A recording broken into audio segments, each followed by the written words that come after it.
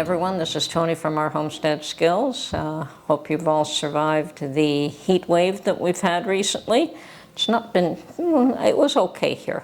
I found that prior to the heat wave I had determined that I would go out and start my walking regimen again, and that is where I picked a specific route that took me about half an hour to complete the walk, and I started doing that again. But over the last few days, because it's been there's been a heat warning in place, I've decided that I would do that walk within a mall, within an environment that was air conditioned, so that it didn't extremely fatigue me. Because that's what, too much humidity, too much heat, that's all it is. it's extreme fatigue that it causes. So I've been fine. I have just been very cautious and very careful of where I spend my time during those heat waves. I know that in my Alabama homestead, I probably have a lot of shaded areas, so it probably isn't as bad there. As a matter of fact, my friend from Mississippi did make that point. She said, yes, you have a lot of shade. I know her property does not. I've been to her place many times. So they might feel the heat a little bit more than we would. But we felt it up here as well. It's they've had a heat wave warning up here for the last 3 days, and recommended that people take shelter. For me, it wasn't really an issue. I would, go from an air-conditioned car to an air-conditioned place, and I don't turn on the air conditioning with any strength, let me tell you. Just enough so that it's comfortable, not so that it's cold. Now, I did go to my dentist yesterday. That's another job that I had to get past. But, I had 2 chipped teeth. I only said I had 1, but I had 2, 1 on either side. So he froze me on both sides, and I could barely talk by the time it was over. But I'm glad I still have my own teeth. It's awesome. I don't... They're all my own. I don't say that I look after my teeth properly, because I never have and never will, was never taught to. But when things go south on me there, I do try to have it looked after. So I'm still doing okay in that respect. Anyway, so much going on in this world. This whole issue with Iran, Israel, and the U.S. is just went whoosh. It all just happened in a flash. 1 minute, you're going to do a 2-week thing. The next minute, bang, it happened. And the next day after that, there was a ceasefire that didn't hold. And the next day after that, there was one that did. So, like, literally within days, we went from all hell breaking loose to everything being quiet. Isn't that interesting? So I understand that the ceasefire is still holding, which is a good thing.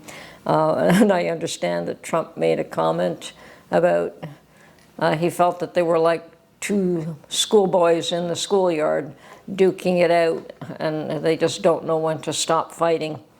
That's pretty funny, considering that Joe Biden wanted to take him behind the schoolyard and beat him up. and Trump probably just laughed at him. But anyway, for the time being, that's over. Hopefully the hostages will be released. Hopefully some of them are still alive. And those that have been pining about the folks from Gaza being starved, hopefully that will be resolved as well. So, with peace comes a lot of benefits, and with people fighting it out, everyone loses. Nobody wins. I don't care what they say. I don't care who comes out the winner in a battle. Both lose. Maybe one loses less than the other, but they both lose. So hopefully this will end, and hopefully some other ongoing conflicts can be resolved soon as well, because it's time for humanity to grow up and start talking to each other to resolve their issues. And Anyway, perhaps a lot of this, you might think doesn't concern me, but it does concern all of us. It concerns every one of us because the world is just a small place now. We've all come to understand that there's only one world, and we're all affected by everything that happens. Even though you may think that you're not, we're all part of the whole. We're all like just single cells in one body. That's what we are. So you can't say that it doesn't affect you in some way, shape, or form. You may not notice it, you may not see it, but it affects us all. If one hurts, I think we all hurt. And if one is happy, then we can all be happy. On another note, I understand that New York had their Democratic primary for mayor, and a pretty unusual character that I certainly didn't expect to win has won. So it just means that either I'm completely out of the loop in what's going on there, or just don't understand what's going on there. But anyway, it's so then I guess now it'll be a battle between far left and Republican. So we'll see what comes of it.